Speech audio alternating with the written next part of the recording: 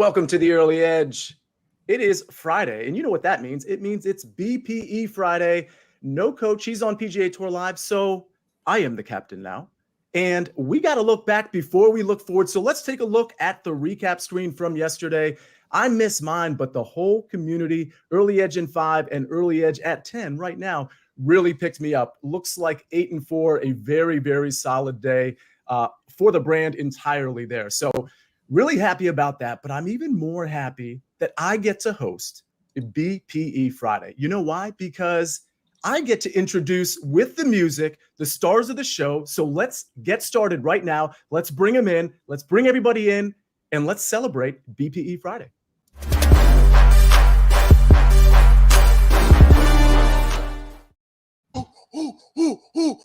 Yeah. Wow. Yeah. That's Wow. how you get going. Woo! Ladies and gentlemen, those are all new moves. You guys have been practicing. Very, very well done. Chip, I got to kick it off to you because before we went live, and we've got a lot of picks. We got soccer, we got baseball, you name it. Before we went live, we were talking college football. We are 57 days away from college football. You got to be excited, Chip. Oh, fired up. I didn't want to step on Countdown Sia's shoes because, you know, you are Mr. Countdown Sia. And I will say, good morning, Sia. Good morning, Buckets. Good morning, Sniper. Good morning, Early Edge fam. And I do want to give a shout out to everybody in the Early Edge family. It's got to work. All right. So I've been seeing my neighbors. I've been hearing my friends. They're taking 4-day, 5-day weekends.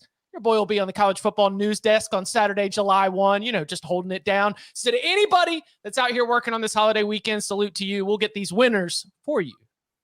Oh, yeah. We'll be working with you. We'll be working for you through the holidays. So you can count on the Early Edge and SportsLine for that. Let's go ahead right to the dog of the day. Let's get to today's marquee matchups. By the way, Buckets, I see you there. And this is our first show together since the video you put out, trying to shame me on the basketball court. So I'll have something to say about that. So you just hang tight right there. Which MLB underdog? This is, of course, is Chiefs dog of the day. Which MLB underdog are you following today? We got the Mariners versus the Rays at plus 118, the D-backs plus 130 against the Angels, and of course the Houston Astros at the Texas Rangers at plus 140. Chip, I'm going to kick it right back to you. Which one of these dogs are you interested in playing? I'm going to be on the Mariners right here, playing at home. Tampa making the cross-country travel. I know it's not going to be the juiciest of all of these, but especially when we're looking for those dogs, I love being able to get the home team, that guaranteed bottom of the ninth. This is a Seattle team that has not at all been having the encore season that a lot of people were hoping for, but let's hope the bats get hot here on this holiday weekend. Yeah, and Matt, I'm going to kick it to you. One thing about the Mariners, I agree with Chip. They've been pretty underwhelming, but I'm not in love with any of these dogs. However, I agree with Chip here. So I'm curious where you're at because McClanahan coming back, it's not that he was injured necessarily, but pulled a little bit early due to back tightness last time out. And he has looked at least somewhat vulnerable relative to earlier in the season. So when I look at all three of these dogs, by the way, the entire crew hit all the dogs yesterday and all the home run props. JD Martinez went deep late. Nice. We literally cleared the board on all of that. So I know some of you cashed in, some of you tweeted at us, which is absolutely great. But Matt, kicking it back to you, I think the Mariners are my favorite play here. Reluctantly, where are you at? I'm on the heaviest underdog. Actually, it's the Houston Astros. Look, I said for a while that they didn't have their mojo, especially with Yordan Alvarez hurt, but I think they're starting to get some of that back. They've won 3 of 4. It was almost 4 or 5. They blew that game last Saturday against the Dodgers, but big time comeback in St. Louis 2 nights ago. Yesterday, a complete bloodbath blowout of whatever's going on with the Cardinals. The Rangers have actually lost 4 of 6. John Gray has been excellent, probably a little too excellent. Ranger starter, John Gray, that is. So I think there's going to be a little bit of evening out here. He has been worse at home this year, so I like the Astros in this spot. Okay, so John Gray, perhaps some regression, which honestly kind of makes some sense here. So I get that play. And plus 144 of all teams, even without Yordan, plus 140 for the Astros is kind of nice. All right, reluctantly, on this next segment, we have to get Buckets involved. But before we do that, we have to take a breath, we have to take a break and hear a word from our partners. Get breaking news. Big news coming out of the NFL today. Highlights and instant reaction. The largest final round comeback in Ford championship history. We're down to the final 4. I just want to take time to analyze greatness. Talk winners and losers with a guy who's already a big winner. CBS Sports HQ. It's all sports all day long. And we are back. Chip, I'm going to go right back to you. We have picked the prop, no pressure, but we hit on all of these yesterday. Which MLB slugger will go yard today? We got Jose Ramirez at plus 285, Juan Soto at plus 325. By the way, Juan Soto is only 24 years old. I know we all conceive of him as young, but I thought he was a little bit older than 24 years old. So just throwing that out there.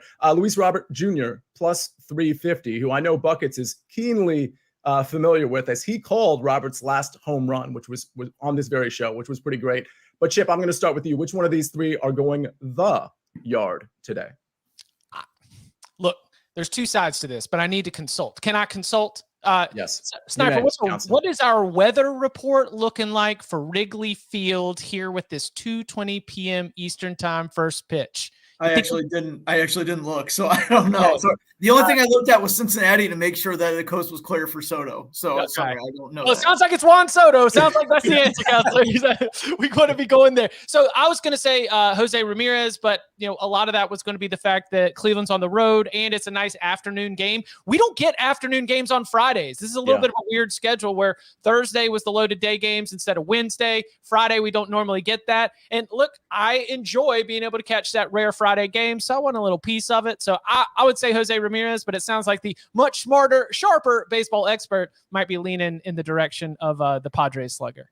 Well, Matt, that's a nice handoff to you. I mean, before I even get to you, I'm probably going to go with Juan Soto. I mean, listen, the Padres have been bad this season, very underwhelming in my opinion. Soto is a part of that just underwhelming Padres as well. But at plus 325 in this particular pitching matchup and this park, I kind of like it. Where you at? I'm on Juan Soto. I just got distracted. Snake slipped in. It's 80 degrees and cloudy in Chicago with no wind. So it's not an extra boost in Chicago, but it doesn't hurt you at all, Chip. Right. So you're good there. I'm on Juan Soto. Great American Ballpark in Cincinnati is one of the best hitting environments in all of Major League Baseball, perhaps the best, depending on your feelings on Coors when it comes to home runs. The Padres get right-hander Graham Ashcraft of the Reds today. He has a 9.17 ERA at home. He's allowed 9 home runs in 36 and a third innings at home, and it's a lefty-righty matchup there for Soto. Maybe an oppo shot. He loves to go opposite field. I love Juan Soto in this spot right here. All right. I like that. By the way, everybody in the chat, thank you for being so active. Let us know if you have any questions. We'll try to answer them for you. And of course, as always, hit the like button. Hit the like button. If not for me, hit it for Buckets, who, of course, is going to pick someone on the board who is going to go the yard. Right, Buckets? Exactly. Sia, I'll be honest. I haven't heard of any of these three guys before, but I've done my research. And not only am I going to go off the board today, I have a present for everyone. I made my own board. Give me 1 second here. Yes. Wow, this is quite the dramatic. Here we go. No way. A whiteboard?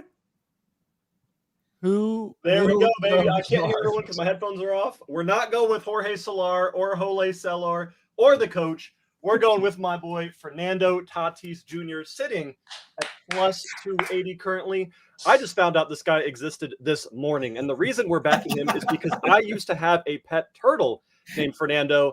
And it just kind of seems like the universe is telling me this is the direction we got to go today, Sia. Fernando Tatis Jr. to go the yard. He's been hot this month. Arizona is a good Cincinnati is a good hitting ballpark, as I just said. So that's actually not a bad pick at all. That a boy. Very scientific pick from Buckets. And I do appreciate that whiteboard. It tells me that you put in work. So I'm actually quite impressed. And I might have to bet this Tatis Jr. thing with Juan Soto. Maybe they'll both go the yard. How about that? Buckets, are they both going to hit home runs today? Both Juan Soto and Fernando Tatis Jr. Do they play on the same team? Yes. They do. Oh, okay. Then yeah, they'll both do it. Okay. Well, then we also like the Padres. We love the Padres, apparently. All right. With that said, we got to finally get to our picks, ladies and gentlemen. By the way, I know some of you are waiting for the player, right? So when we call 57 days from college football, it's 69 days. It's always going to be a 12-day difference as we lead up. That would be David Bakhtiari days away from NFL season. So if you're excited about NFL season, say, I can't wait. Bart Scott style in the chat. Say, can't wait. And I can't wait to hear a word from our partners. Said I'm fired up. I'm sorry your time's up.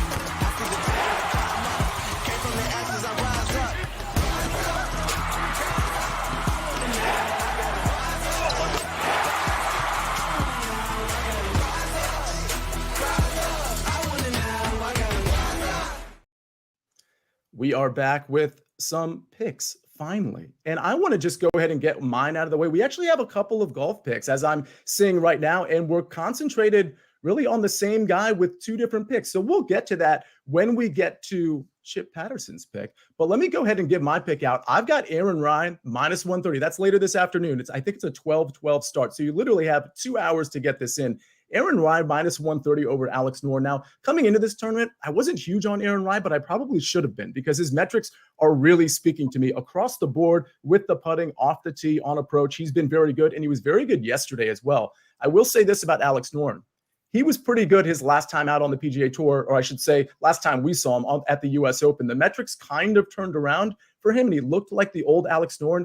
And yesterday he wasn't bad. He was actually pretty bad on approach, or off the tee, but he was pretty decent everywhere else. With all of that said, Aaron Ryan was good yesterday. Aaron Ryan's coming in with better form. And at this point in Aaron Ryan's career, I think he's just a better player than Alex Noren. So even though I got to say, the qualifier here is this tournament has been completely turned upside down. A lot of players, like, for example, the low round right now before we went live was Satoshi Kodaira at 6 under. I mean, this is just one of those unpredictable tournaments because it's an easy course. It's a birdie fest, so you don't necessarily get the cream rising to the top. With all that said, I still love this play. It's a round 2 ball, Aaron Ryan minus 130 over Alex Noren. So that's my pick. We're going to have another golf pick coming up in a second. But before we do that, we got to get back to baseball. We got to get to miserable Matt, who I got to say has smiled maybe 2 or 3 too many times today. So I don't know, maybe we caught him at a good time. Matt, how you feeling, first of all? And then let us know what you're picking today. I'm always feeling great, especially after I went 6-1 on HQ on Wednesday.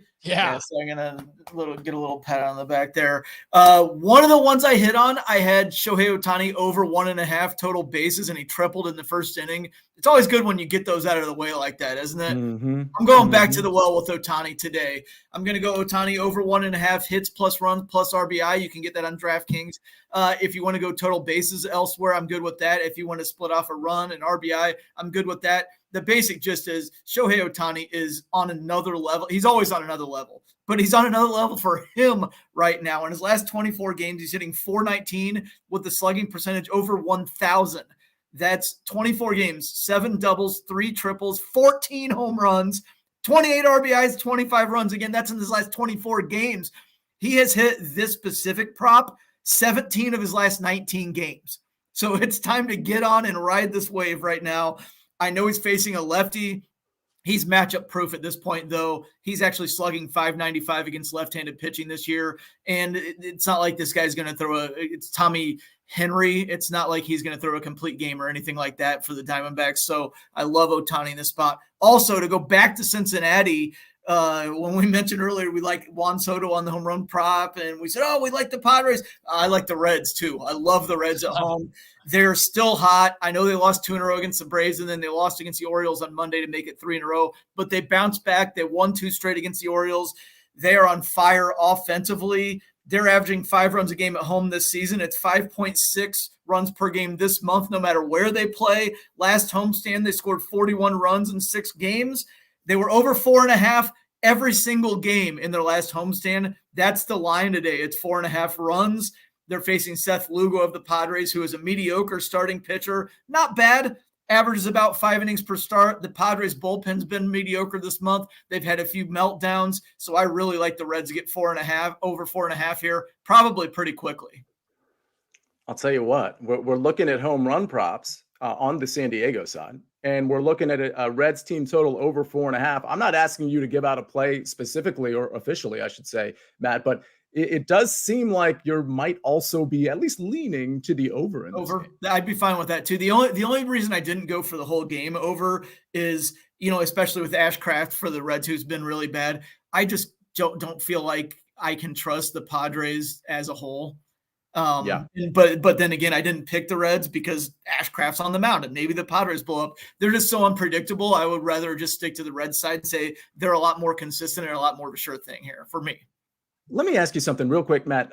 The Padres are unpredictable, but don't they also seem flat? Like I usually, when I'm looking for regression candidates from a team standpoint, usually I can see something in the team chemistry where or just the team dynamic game to game where I'm like, all right, this team's going to turn it around. I haven't really seen that from the Padres. There's something broken. There's toward the start of last week, it looked like they had just come off a series where they had taken 2 of 3 from the Rays. They were 4-0-2 in their last 6 series before that. And then they gave up back-to-back walk-offs to the Giants, and they've been completely broken. I thought those 2 games might end up being the backbreaker for them on their season because they've been completely broken since then. They're totally lost. They just got crushed by the Pirates in Pittsburgh, and the Pirates had lost 11 of 12 coming in or something like 10 of 11, I think, going in. Absolutely. All right. Well, listen, when I said I am the captain now at the beginning of the show, apparently that made Coach kind of mad. And he just quickly said, I got to contribute to this show. And believe it or not, he was able to whip up a pick. So let's hear it. Well. Look who it is. Live from, wait for it, PGA Tour Entertainment Headquarters. Buckets, #levels. This is where the big boys play.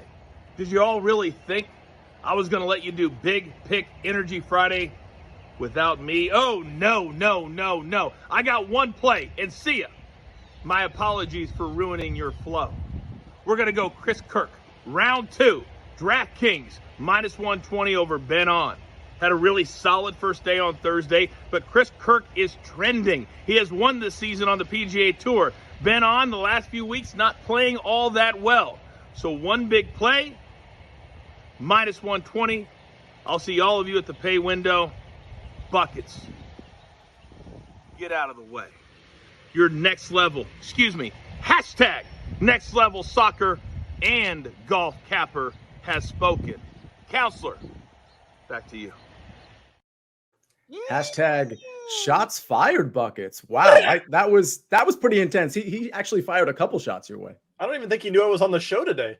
I think he's just taking shots just for the heck of it at this point. I'm telling you, he just put that together after I said I am the captain now. That just happened. He had that pick anyway. But speaking of shots fired, you've got a few picks, and they involve a lot of firing of shots, if you will. Tell everybody what I'm talking about. Beautiful, Sia. I love the transition there. I am on 3 picks here in the soccer world, and all 3 of them involve goals. But first of all, I got to give a shout out to our boy AB, who chugged an expired Red Bull on our show yesterday. AB, these picks are for you, baby. I am right there with you here. So let's have ourselves a fantastic afternoon, guys. I've got 3 plays, starting with the first one that's a little bit tricky here. It is FK Budućnost versus Breidablik Kopavogor. And I know what we're all thinking, buckets. If we can't pronounce these teams, how are we going to bet on them?